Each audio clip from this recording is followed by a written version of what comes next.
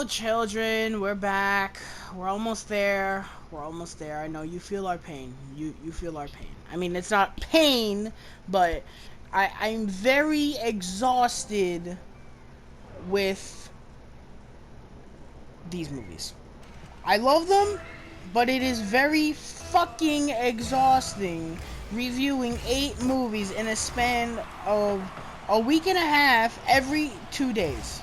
It is very it It's stressful. I need a bubble bath. I need a bubble bath with a big glass of butterbeer. That's what I need. But we got one more. One more. And then off to July. So, without further ado, let's start this. Harry Potter and the Deathly Hallows, part numero uno. We're almost there, folks. We are at the beginning of the end.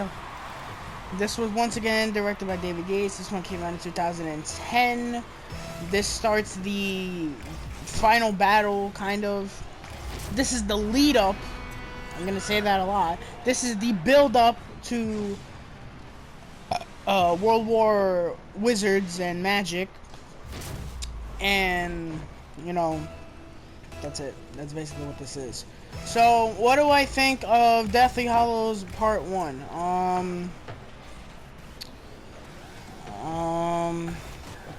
I don't know. Is it bad? No. Is it great? No. Is it boring? Yeah.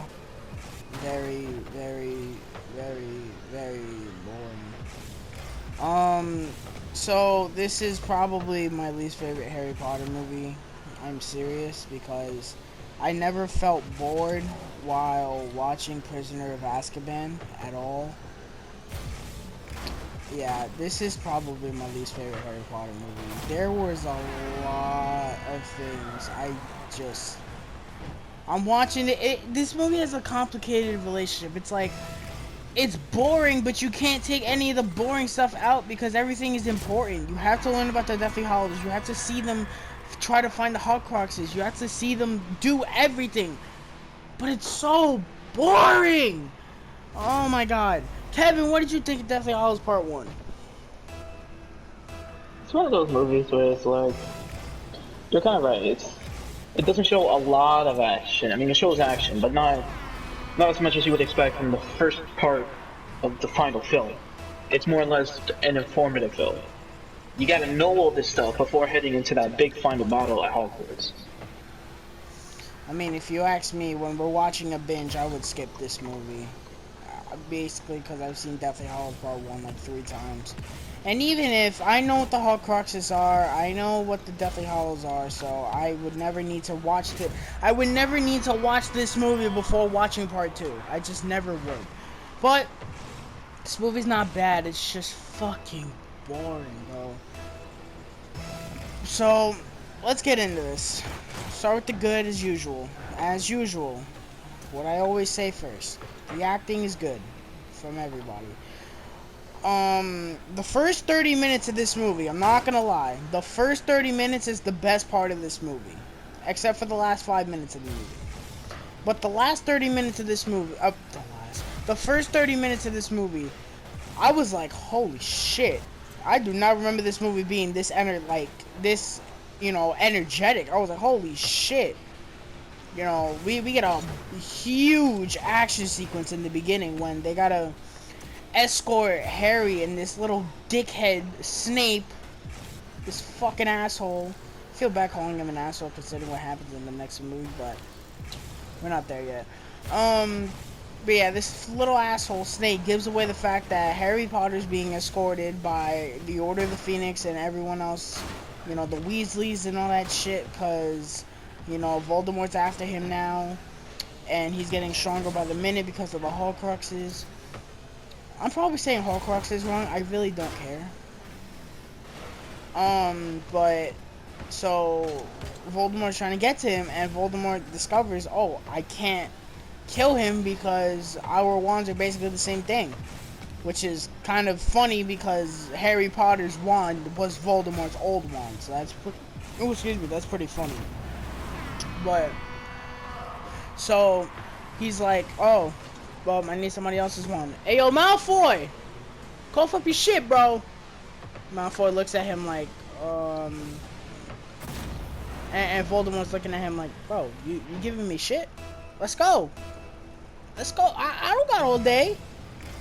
So, you know what I find funny?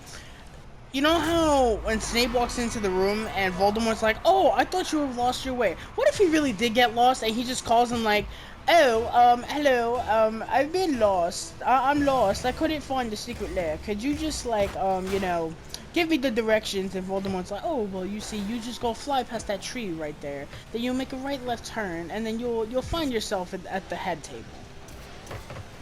I could just see that happening. But it's cool to see Voldemort back, finally. He was barely in Order of the Phoenix. He wasn't in Half-Blood Prince at all. So, it's cool to see Voldemort. It's cool to see his army. We see his army. It's fucking huge. We see Draco again just there. You see his mother, his father,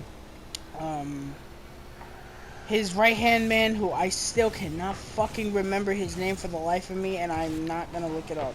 I know they said it in this movie, but yeah, the opening action sequence in this movie, first of all, it's hilarious. The way they have Harry being escorted throughout all these other people dressed as Harry because of the juice. That was hilarious to watch. And now we need a moment of... First of all, I'm going to talk about the scene, then I'm going to talk about what happens. The scene is shot very well. Very well. It's very intense. Voldemort is going after them, and they have a mini duel in the fucking sky. I mean, you can't get more epic than that. Meanwhile, Deathly Hallows Part 2 is over here saying, hold my beer. But that's pretty fucking cool. It looked very cool visually. But now, we need a moment of silence for the OG. Hedwig! Hedwig went out like a champ.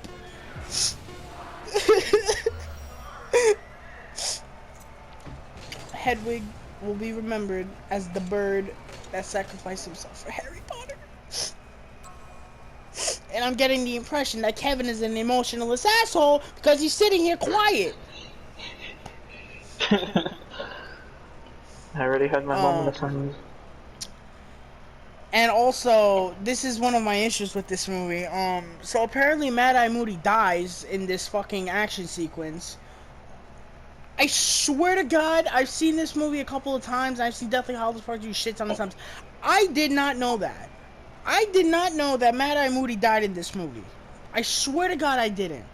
When he said Moody died, I said, what? Now, two things. First of all, I just find it weird I never knew that. Second of all, why was it off screen? I didn't like that. This is one of the best new characters you've had since Goblet of Fire. When he came in. Why was he killed off screen? I didn't like that at all. I was actually really upset about that. He's one of my favorite characters. It's like killing fucking Neville off screen. Are you kidding? That's stupid. That has to be the worst decision in this movie to me. I didn't like that one bit. I did not like that. The story building up to Part 2 is awesome. Seeing them go after the Horcruxes and shit, good shit. The ending to this movie, is awesome. It's not awesome, because we need another moment of silence for Dobby, the house elf.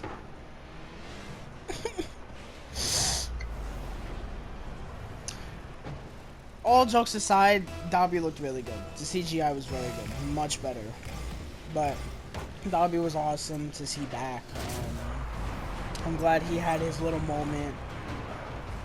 That was great. But the ending is very good. The standoff that they have at the end, and then when my favorite scene in this movie, it has to be my favorite scene in this movie, And call me an asshole for thinking that this is my favorite scene in the movie, but I don't give a fuck.